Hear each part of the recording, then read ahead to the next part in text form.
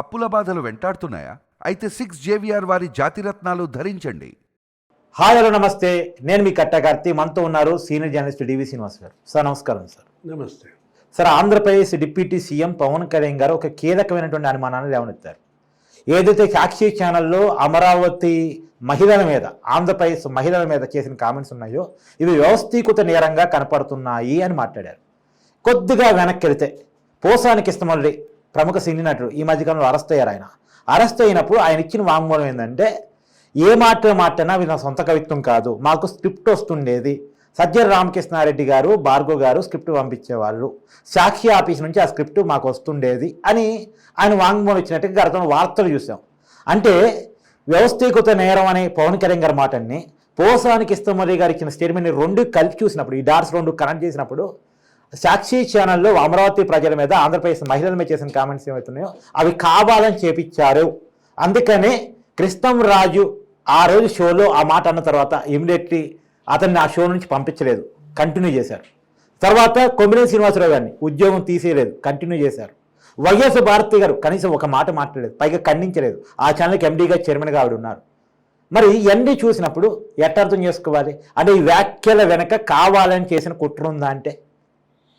అంటే ఇవాళ భారతి మేడం ఆమె యొక్క మౌనం ఏది ఇంత జరుగుతున్నా కూడా ఒక మహిళగా ఉంటూ తన ఛానల్లో ప్రసారమైనటువంటి ఆ వ్యాఖ్యల పైన కనీసం ఖండించకపోవటం, ఏది తన పేరు మీద ఒక స్టేట్మెంట్ కూడా రిలీజ్ చేయకపోవడం. లేదు, దాని యజమాని ఎవరు? జగన్మోహన్ రెడ్డి. రాజకీయ జీవితంలో నువ్వు ఉన్నావు, మాజీ ముఖ్యమంత్రిగా పనిచేసావు. ఇప్పుడు ఇది జరిగి ఇప్పటికి 4 రోజులు అవుతున్నా కూడా కనీసం జగన్మోహన్ రెడ్డి ఖండించకపోవటం. ఇవాళ ర్యాలీలు, మహిళలంతా ఇవాళ ముట్టడులు, అటు సాక్షి కార్యాలయాలు కావచ్చు, ఇటు దిష్టి బొమ్మల దహనం. 4 రోజులుగా మనం చూస్తున్నాం, 3 రోజులుగా మహిళలంతా అన్ని ప్రాంతాల్లో రోడ్డు ఎక్కారు.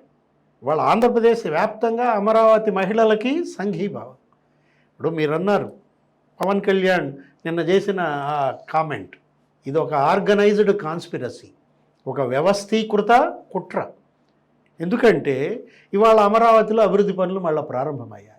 రీస్టార్ట్ అమరావతి అనే దీంట్లో మొన్న ప్రధాని మోడీ వచ్చారు, 1,00,000 కోట్లతో అక్కడ పనులకు శంకుస్థాపనలు, భూమి పూజ చేశారు. 63,000 కోట్లతో అక్కడ పనులు జరుగుతున్నాయి. టెండర్లు పిలిచారు 40,000 కోట్లతో. ఇప్పుడు అక్కడ ఏంటి, మొత్తం 380 కిలోమీటర్లు నీకు ట్రంక్ రోడ్లు వేస్తున్నారు. లేకపోతే అక్కడ ఒక దేశంలోనే అతిపెద్ద రైల్వే స్టేషన్ నిర్మిస్తున్నారు. నంబూరు ఎర్రుబాలెం 52 కిలోమీటర్ల రైల్వే లైన్ 2,250 కోట్లతో వేస్తున్నారు. Amaravati Hyderabad greenfield express highway వస్తుంది. అది 2 రైల్వేషన్ కలపడం మాత్రం కాదు సార్, 2 రాష్ట్రాన్ని కలపడం, తెలంగాణ, అమరావతి అంటే ఆంధ్రప్రదేశ్. ఇప్పుడు మొత్తం ఇవాళ ఏంటి, వాళ్ళు ఒక లక్ష్యంగా పెట్టుకుని 1 ఇయర్ లోపు ఇవన్నీ కంప్లీట్ చేయాలి. 3 ఏళ్ల లోపు ఐకానిక్ బిల్డింగ్లతో సహా మొత్తం అంతా అమరావతి తొలి దశ నిర్మాణం పూర్తి చేయాలని వాళ్ళు ముందడుగేస్తోంది. కేంద్రం సహకరిస్తోంది. ఇప్పటికీ కేంద్రం 15,000 కోట్లు ఇచ్చింది తొలి బడ్జెట్లో. ఏడీబీతో, వరల్డ్ బ్యాంక్తో ఫండ్స్ ఇప్పించారు. అంటే మీరు కన్నెర్ర అయిందా, కడుపు బురమా? ఈ కడుపు మంట దేని మీద? అంటే మిమ్మల్ని ఓడిస్తే ఆంధ్రప్రదేశ్ అభివృద్ధి చెందకూడదా? ఇక్కడ పనులు సాగకూడదా? మీ హయాంలో అమరావతిలో రోడ్లు దవ్వేశారు. సార్, ఇప్పుడు ఒక్కొక్కటి మనం చూద్దాం సార్. అమరావతి పనుల పునర్నిర్మాణానికి శంకుస్థాపన జరిగింది. దానికి మోడీ గారు వచ్చారు. అదే రోజు 2 అగ్ని ప్రమాదాలు. తర్వాత మొన్న జగన్మోహన్ రెడ్డి గారు రీసెంట్గా ప్రెస్ మీట్ పెట్టారు. సంబంధం లేదు ప్రెస్ మీట్లో, అమరావతి ఇష్యూ కాదు, అమరావతి మీద ప్రెస్ మీట్ పెట్టలేదు. కానీ అమరావతి మీద మాట్లాడుతూ 500-600 ఎకరాలు సరిపోద్ది కదా అని మాట్లాడారు. తర్వాత ఇప్పుడు సాక్షి ఛానల్లో ఇదాన్ని మాటలు. అంటే ఇవన్నీ ఒకటి కనెక్ట్ చేసుకుంటే ఇప్పటికీ అమరావతి మీద ఏదో కుట్ర జరుగుతుంది అని అనుమానం. ఇంకొద్దిగా ముందుకెళ్తే ప్రపంచ బ్యాంకు నిధులు అన్నారు కదా మీరు, ఆ నిధులు ఇచ్చేటప్పుడు కూడా మెలిసి పెట్టారు, ఇవ్వద్దు అని చెప్పేసి. అంతకుముందు కొద్దిగా ముందుకెళ్తే వరదలు వచ్చినప్పుడు అమరావతి మునిగిపోయిందని వార్తలు రాశారు. ఇవన్నీ కనెక్ట్ చేసుకున్నప్పుడు ఏమర్థం అవుతుంది? స్పష్టంగా కనపడుతోంది ఆర్గనైజ్డ్ క్రైమ్, ఆర్గనైజ్డ్ కాన్స్పిరసీ ఇదంతా కూడా. ఆ యూట్యూబ్ అకాడమీ వాళ్ళు ఇక్కడ ఒక యూనివర్సిటీ పెట్టడానికి ముందుకు వచ్చారు. వాళ్ళకి మెయిల్స్ పంపారు, మీ మహిళలకు ఇక్కడ భద్రత లేదు, మీరు హైదరాబాద్లో పెట్టుకోండి నేను.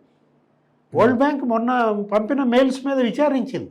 మీరు ఇందాక చెప్పిన వరల్డ్ బ్యాంక్ పంపిన మెయిల్స్ మీద వాళ్ళు క్షేత్రస్థాయికి వెళ్ళి పరిశీలన చేసి రిలీజ్ చేస్తున్నారు డబ్బు.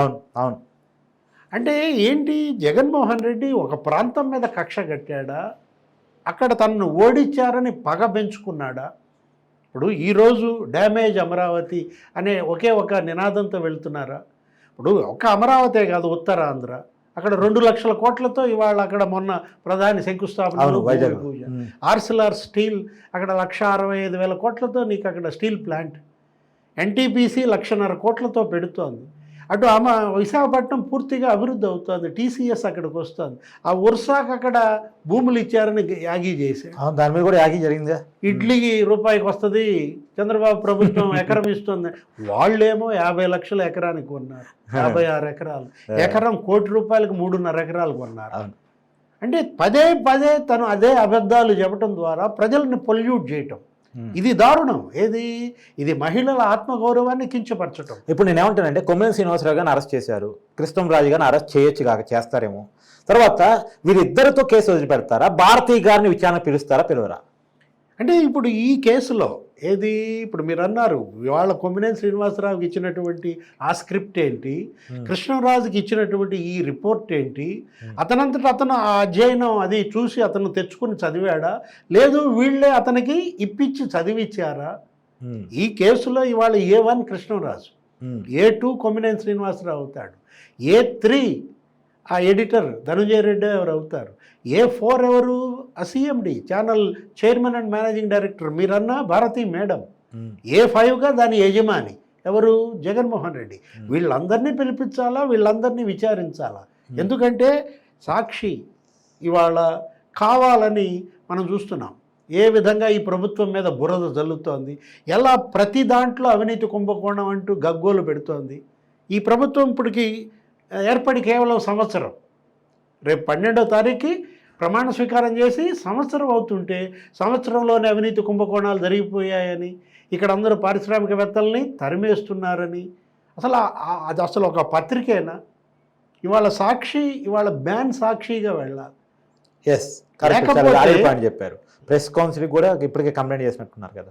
లేకపోతే ఏంటంటే ఇవాళ సాక్షి బారి నుంచి ఆంధ్రప్రదేశ్ని రక్షించాలి. ఇందులో కేంద్ర ప్రభుత్వం కూడా మేల్కోవాలి.